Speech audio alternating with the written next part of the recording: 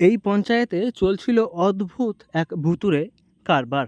জীবিত মানুষের নামেই হয়ে গিয়েছিল একটি ডেথ সার্টিফিকেট, যা পরে নজরে আসে পঞ্চায়েত প্রধানের।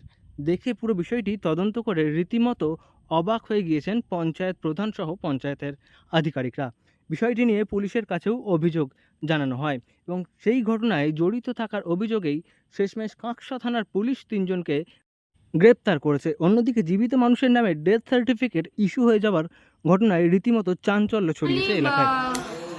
যার ডেথ সার্টিফিকেট, তার স্বামী ওই ডকুমেন্টসটি লক্ষ্মী ভাণ্ডার বন্ধ করার জন্য দিয়েছিল। সেখান থেকে আমাদের কাছে ডকুমেন্টসটা আসে অফিস থেকে। তো সেই সূত্রে আমরা যখন দেখি, আমাদের কাছে ডেথ সার্টিফিকেটের যখন ফুটেজটা আসে, তখন দেখা যায় যে ওটি আগের প্রিভিয়াস প্রধানের সই করা, আর এই বোর্ডের সময়। তো আমরা আর যে সার্টিফিকেটটা আছে সেটা কিন্তু এখন দেওয়া হয় না, এখন অনলাইন সার্টিফিকেট বেরোয়। আর রেজিস্ট্রেশনটাও 1 বছর আগেকার ছিল। 1 বছর আগে রেজিস্ট্রেশন করে 1 বছর পর মারা যায়, এটা আমাদের কোথাও জানা নেই। এই বিষয়ে পঞ্চায়েত প্রধান শ্রীনন্দা রায় মোহান্তি জানিয়েছেন, লক্ষ্মীর ভাণ্ডার সংক্রান্ত একটি নথি জমা পড়ে গোপালপুর গ্রাম পঞ্চায়েতে এবং তারপরেই বিষয়টি সামনে আসে। তখন প্রাথমিকভাবে একজনকে ডেকে জিজ্ঞাসাবাদ করলে পুরো বিষয়টির খোলসা হয় এবং তখন জানা যায় যে এই ঘটনায় মোট ৩জন জড়িত রয়েছেন।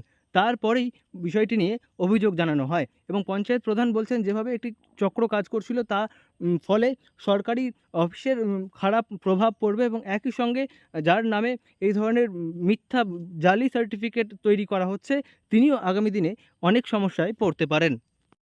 সেটা কিভাবে হয়েছে এটা আমরা সেইভাবেই জানতে পারি। যে ব্যক্তি নিয়েছিলেন তাকে ডাকা হয় চঞ্চল সমাদ্দারকে। চঞ্চল সমাদ্দার বলেছেন যে উনি শঙ্কর ভৌমিক ওরফে বাবু ভৌমিক নামের ব্যক্তির কাছ থেকে উনি এটা নিয়েছিলেন, ওনাকে ওটা দিয়েছিলেন, আর উনি তার জন্য কিছু ওনাকে অর্থ প্রদান করেছিলেন। তো শঙ্কর ভৌমিককে ডাকার সময় শঙ্কর ভৌমিক আপনার বাসুদেব চ্যাটার্জির নাম করে। আমরা সেইভাবেই জানতে পারি যে এইখানে এই 3জন জড়িত আছে।